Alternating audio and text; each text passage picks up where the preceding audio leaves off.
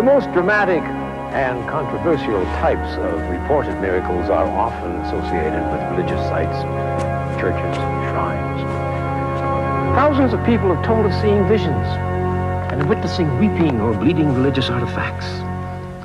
To the skeptic, it's easy to dismiss these stories as products of the imagination of the over-enthusiastic believers. But the fact is, reports of this sort are far more common and widespread than most people realize. And news coverage of these events is not confined to reports in the tabloid press. What you see represents only a handful of these stories published by the Chicago Tribune, the Los Angeles Times, the Palm Beach Post, Tucson Daily Citizen, and the Chicago Sun-Times, just to mention a few. As word went out that we were preparing this program of miracles and other wonders, we began to receive from home viewers like yourselves photographs and video recordings which show an amazing variety of phenomena. The most intriguing of the material led us to a story that has been unfolding in a suburban community in Houston, Texas. Practically, by their nature, odd, unexpected events spring from the most unlikely sources, even from a nearly typical Texas family. Mom runs a successful barbecue restaurant, and that's about as Texas as you can get. Dad is a doctor of veterinary science and works as an inspector for the USDA.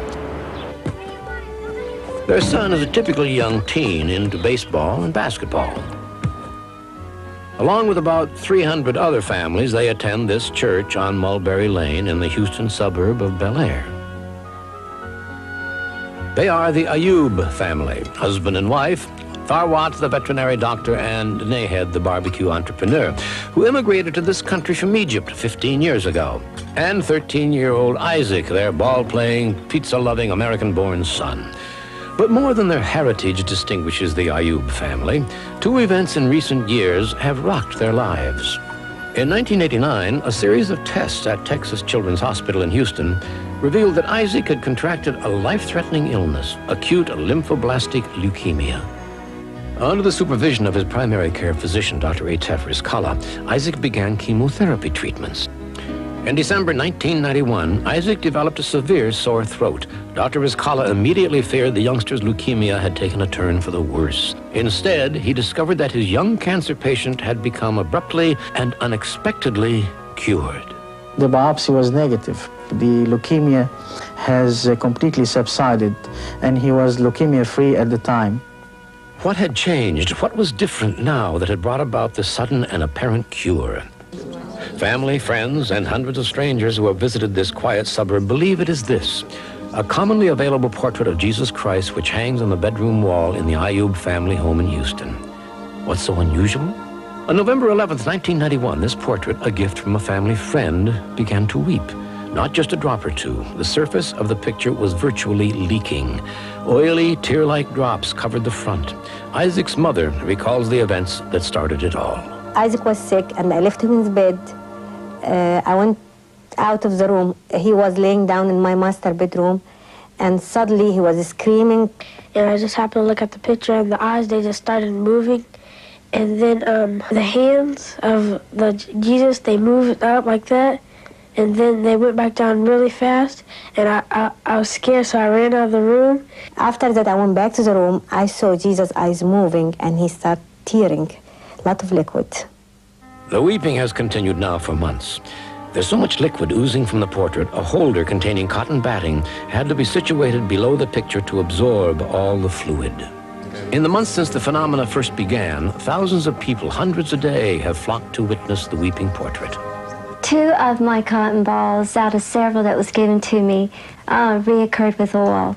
The first time I noticed the first one doing this, I think I turned white because I know it had completely been dry. I had used it. I see a lot of unusual and different things in my job, as any photojournalist does.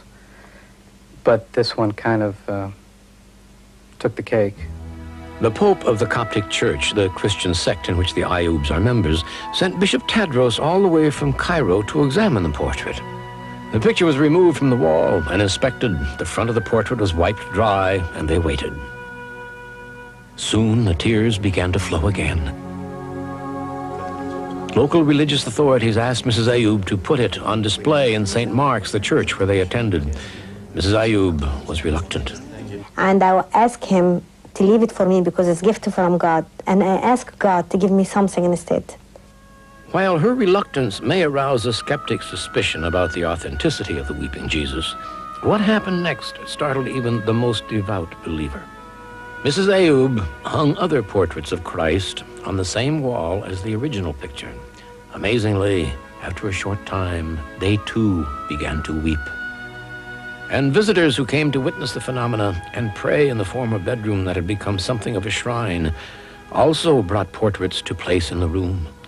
In many instances, these too duplicated the weeping. Others besides Isaac have reported miraculous healing experiences, and those witnessing these amazing events are not exclusively members of the Coptic Orthodox faith, such as Houston resident Fanny Elmore. I have a lot of faith in God, and I pray for my health. Usually the doctor gives me results every 6 weeks. She said, I cannot explain this. Don't ask me why. And I said, what is it? She says, you're free of cancer. She said, you're clean. Still reluctant to move the original portrait, Mrs. Ayoub, in a special ceremony, donated a second portrait to St. Mark's Church, one which hung for a time next to the original. And yes, the donated portrait on display for all to see is still weeping. What began as a very private experience for one young boy and his family has spread far beyond what anyone could have guessed. He gave me a gift, nobody else have it. He cured my son, and he was with me, and he's still with me, and he's still with a lot of people right now inside my house. And I feel this gift, nobody asked more than that. Miracles and other wonders will return in a moment. What could possibly account for the weeping portrait in that suburban Houston home? An unknown phenomenon? Religious hallucinations? Could the cures of 13-year-old Isaac and reportedly others have some less fantastic explanation? Ultimately, you have to decide for yourself. But remember, thousands of people from Texas and across the country, millions from around the world, have seen and experienced something extraordinary with their own eyes. For them, there is no question they were a witness to a true miracle. Of human fate and destiny, Albert Einstein wrote, "He who can no longer pause to wonder and stand wrapped in awe is as good as dead, his eyes are closed." I'm Darren McGavin. Thank you for joining us in this special presentation of Miracles and Other Wonders.